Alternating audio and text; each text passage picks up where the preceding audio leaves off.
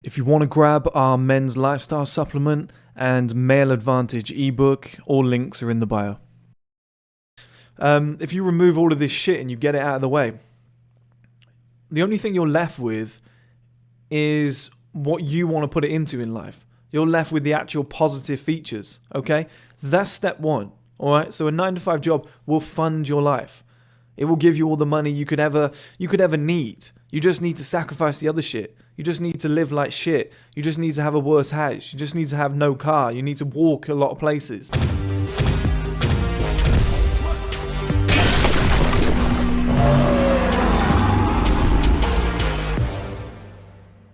Okay guys, I am back after my injury. I've had like 3 or 4 days off, which isn't like me, but I couldn't move. My neck, my shoulders and everything, it's still not right now, but it's workable. But they were in so much pain, I couldn't physically, I was sat like that. My neck was to the side, I couldn't physically look up.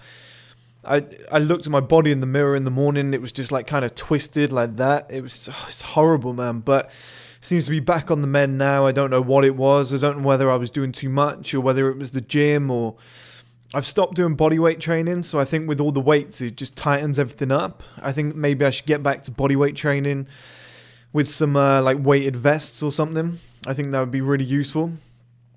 But for the purpose of this video, to not get off topic, we're going to be talking about the game of life, okay? And there's 2 things when it comes to the game of life that I really want to focus on. They're negatives and positives all at once, and this is what people don't understand about the game of life, is that we're given all the tools that we'll ever need to succeed. These tools are a 9-to-5 job and weekends. There's 2 things you'll ever need to succeed, is right there. But everybody sees them more as a pattern, more as a necessity. You know, I used to see them as a negative. I used to think, oh, weekends are just for, getting drunk, nothing's open, as in like financial markets and stuff like that. You can't really do business with people because they're not answering their emails. And I also used to, and this was years ago when I was like 18, I used to see 9-to-5 jobs as a complete waste of time. I'm not doing what I want to do. And maybe when I was really young, where I was unemployed and I knew I wanted to start a business and do something productive, but I didn't have the money to do it because I didn't have the 9-to-5 job. But then when you got the 9-to-5 job, you're like, oh, this is shit. I've never got any time to do anything. Well, that's why weekends and a 9-to-5 job come into play together. You see, this is the average person's life, and this is something that everybody watching this needs to really, really understand about the game of life, is that we have these kind of false gods. Okay, these false gods are mortgage, it's marriage, it's kids, it's new technology, it's the movie industry. These things that a month out you're already waiting for. Like, oh, this new film's coming out, I cannot wait. Like, it dominates your whole life. I remember when Endgame came out, that was everybody. Everybody was kind of focused on what's going to happen. Only 2 more weeks, and they're completely distracted about everything else going on. When iPhone drops a new phone, when Apple drops a new iPhone, everybody goes crazy. There's people who like 6 months out are like counting down the day until this happens, or like a new game release, like a new Grand Theft Auto. That usually has the same effects on people. And this kind of, like I said, it's kind of false gods. Like, we kind of worship these areas of life. We worship mortgages. Okay, oh, my life will be fine when I get a mortgage. All I have to do is save up all my money from this 9-to-5 job that already keeps me distracted, so I'm not seeing opportunities that are going on each day, and then I get back home and I've got to cook, clean everything, go to bed, and then by the time I get to the weekend, I'm tired, I just want to enjoy myself, go and party with my friends, let off some steam, spend my paycheck. What else do you work for otherwise? We have that sort of shit going on, as well as these distractions of like, oh, if only I save every year in my 9-to-5 job, I can get a mortgage. Then my life will be okay. That's exactly what I want in life. But a house is just a house, guys. Like, whether you're in a shit house or a good house, you're in a house, okay? It doesn't make too much difference to your life. Like, if I was living in a shed, but it had Wi-Fi, or I was living in a mansion which had Wi-Fi, I'll tell you what, a shed with Wi-Fi and a mansion without Wi-Fi, the The shed's a better option for me. Much better option for me. You know, when you put Wi-Fi in both, doesn't really make much difference to my life. You know, maybe I can show off. Maybe I can sleep with a few better looking women. It's probably about it. But people chase this mortgage like a false god. Like, once I have this, everything's going to be great. It's the same with marriage. It's like these giant financial ties that people go after. You know, mortgage might drop 100 grand. That's going to take you a while to save for. Marriage might be 20, 30 grand. It's going to take you a good portion of your life to save for, maybe 3-4 years. That's a big amount of time. Kids, can you really ever save for kids? You just don't know how much it's going to cost. But on average, you're going to have to need something like $250,000 ready to go for when those kids arrive to be completely comfortable. If not, you know, it's going to be a nightmare. And like I said, we chase these false gods. The new iPhone's out, I'm going to drop $1,000. You know, and that's where we kind of allocate our money. We're distracted with our time in our 9-to-5 job. We're distracted with the way that we spend our money on these, like I said, false gods, on tech, on holidays and stuff like that. These things that we kind of put on a pedestal that as long as we tick that one thing, we'll be happy. As long as I have this, this, and this, I'll be happy.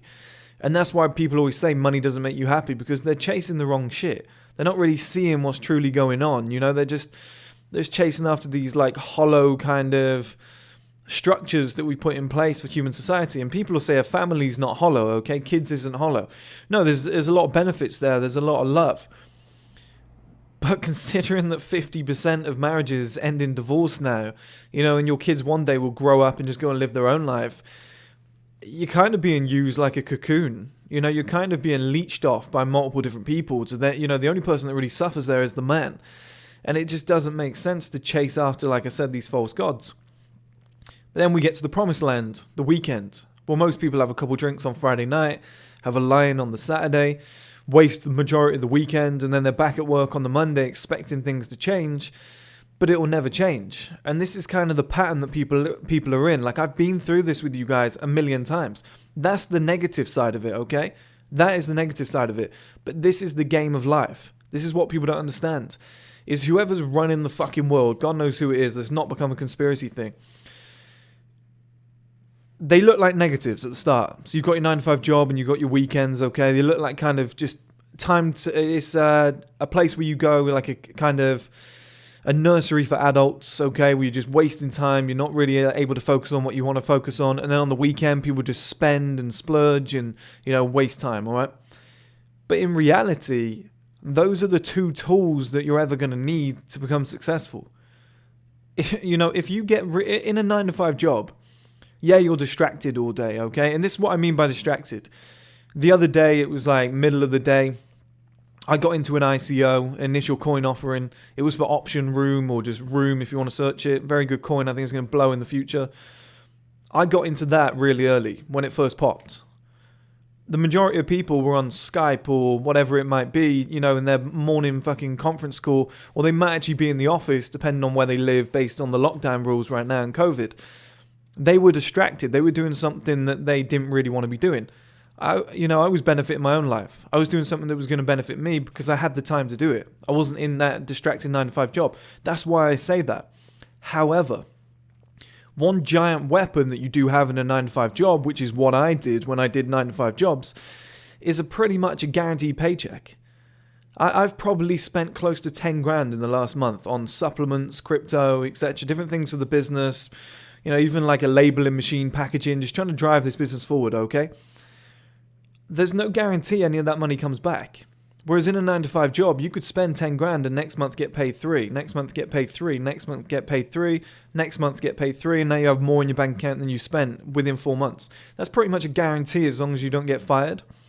And this is what people forget. If you don't spend on those false gods, if you remove mortgage, marriage, kids, technology, holidays, looks like I'm fucking slapping someone. If you remove all of this shit and you get it out of the way, the only thing you're left with is what you want to put it into in life. You're left with the actual positive features, okay? That's step one, all right? So a 9-to-5 job will fund your life. It will give you all the money you could ever need. You just need to sacrifice the other shit. You just need to live like shit. You just need to have a worse house. You just need to have no car. You need to walk a lot of places. You need to be skinny for an extra year or two. That's what I did. Okay, I don't want to go and spend £200 on supplements and £300 on food every month so I can bulk at the moment. Well, okay, just be skinny for an extra year. Walk everywhere is what it is. Long term you can sort that out. Like there's little things like I've spoken to you guys about this before, and one of the guys in the comments earlier, which this isn't a negative. I like it when people ask questions like this because it's a decent question. He said, I don't really want to, give up all this stuff and sacrifice this shit. He was like, because, I'm going to look bummy. He was like, can I not look bummy? Is there a way around this? And I was like, but that's the trade-off. Like, you've just hit the nail bang on the head. How many years can you live like shit for? How many years can you see the beautiful girl walk past you without looking at you? I've done it. I've walked down the road looking like shit, completely balding, not enough money for like at the time I had the side shaved and the back, whatever, and it was kind of thin on top, but I wasn't ready to shave it all off. And I'd go to the hairdressers to make myself, or the barber to make myself look a little bit better. I couldn't afford that at certain times in my life. The hot girl would walk past and you'd be wearing shit clothes with the fucking, the shit hair, and you were skinny because you couldn't afford the, the supplements and the gym membership. And the hot girl would walk past you, whereas she'd stare at your friend because he'd spent all his money on that shit. Oh, great, yeah, fantastic. But where does that lead long term? And that's the trade-off you got to make. Are you willing to be, you might not be ugly, but you're not making the best of yourself. So are you willing to be the ugly guy in the room? Are you willing to be the worst dressed guy in the room? Are you willing to be the skinny guy because you can't afford everything that you want to do yet? Are you willing to miss out on the new iPhone and have the shit phone and everyone thinks you're a bum, but it is what it is because you're moving underground, okay? You put 10 grand into something else this month and next month and whatever, and in 5 years' time it will be you that comes out on top. Like, you willing to do that? That's what a 9-to-5 job can give you. 9-to-5 jobs are great, okay? If you get in the right industry, you can gain. What I do in 9-to-5 jobs, or what I did, is I went and worked for a small company and then a large company. And I kind of played it off that way.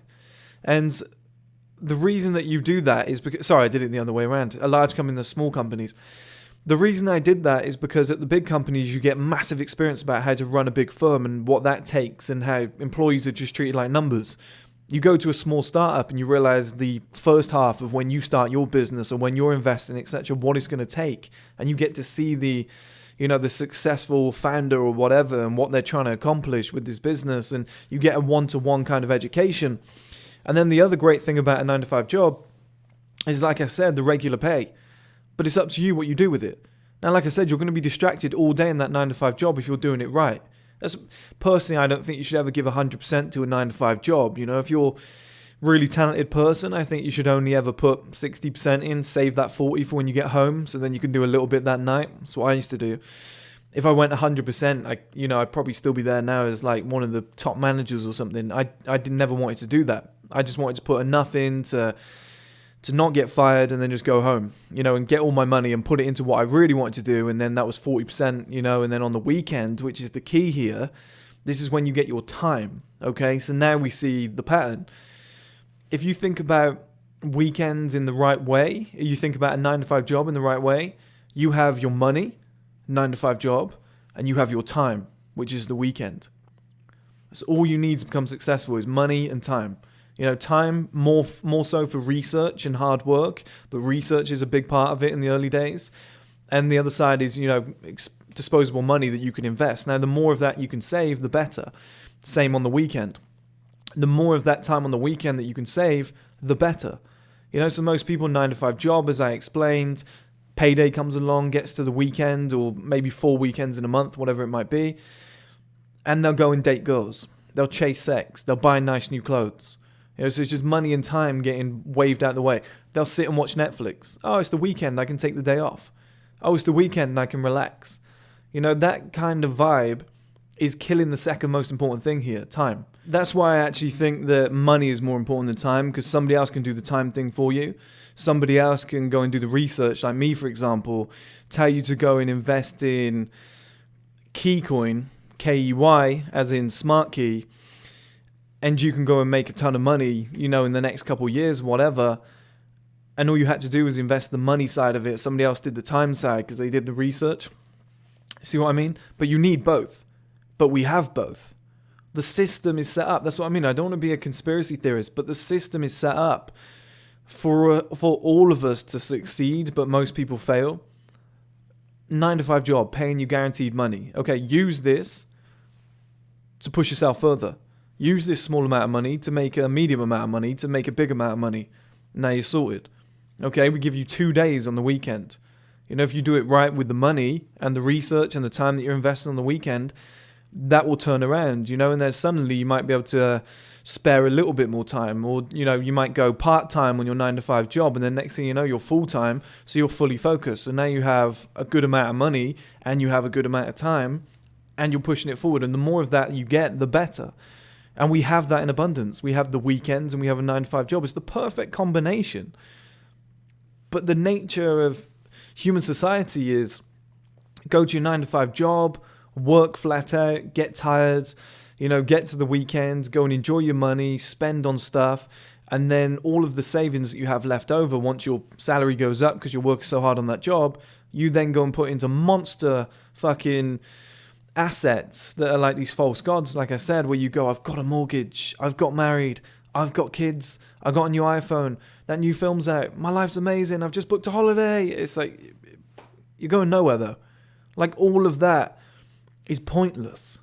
The majority of the stuff that you just spoke about and just ticked is pretty much pointless. There's no fundamentals. All of that is fickle. If you lost your job tomorrow, I mean, you know, during COVID, we've seen this a lot. You lost your job.